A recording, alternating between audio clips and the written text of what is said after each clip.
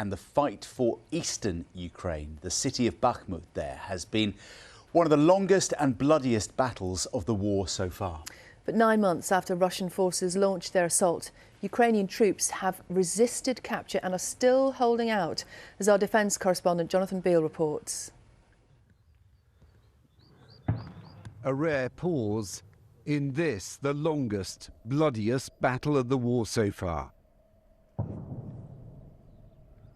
But just a few hundred meters away, the Russians are still waiting, still trying to encircle the city of Bakhmut nearby.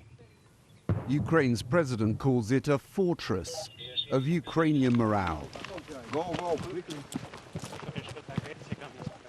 But like these trenches, it's under attack every hour of every day.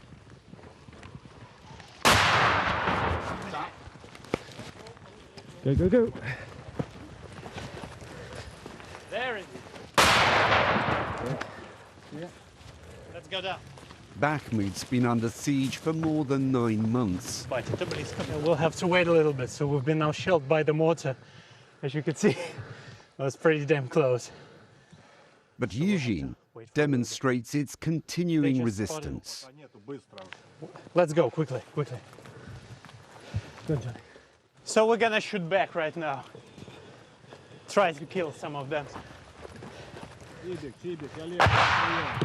Запалили.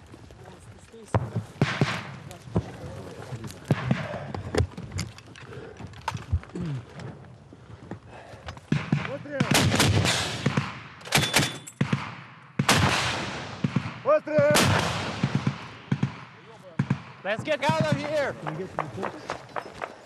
Let's go, let's go, let's go. It could be said 1,000 times, but this is our country and our land. Like, what else can we do? Well, you could give up Bakhmut and just move back.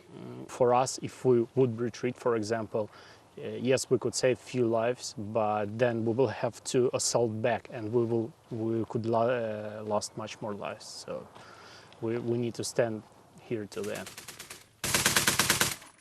But even defense is taking many Ukrainian lives, young and old. Stepan's comrades call him Dad.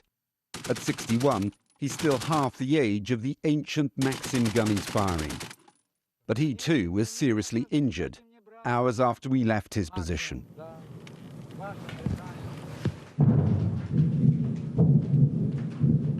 Too dangerous to enter into the cauldron of the city itself, we tried to get a view from the distance.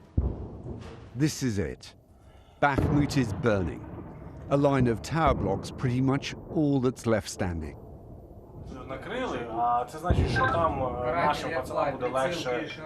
In a bunker, they direct artillery fire to support their infantry, their last line of defense on the western edge of the city. This drone feed of Bakhmut tells you a scene of utter devastation. Not a building left here in the city that hasn't been either destroyed or damaged. And it just tells you how fierce this fighting has been. Wagner? Are they mostly Wagner fighters? Yeah. The US estimates more than 20,000 Russians have been killed in the last 5 months, many of them here in Bakhmut. Воюють вони достатньо вміло все ж таки, але про людей вони не особливо. Miroslav tells me they don't care about their people. As we watch 2 Russian soldiers, he says they just advance in vain hope. Повезе більше, ніж попереднього разу. His comrade adds they walk towards us with no fear. He says they must be on drugs. Russia hasn't given up yet. Their artillery's still firing, but not as frequently as in the past. Ukraine hopes Bakhmut will have exhausted their enemy as they now prepare for their own offensive. But it also shows taking ground can prove even more costly. Jonathan Beale, BBC News, Bakhmut.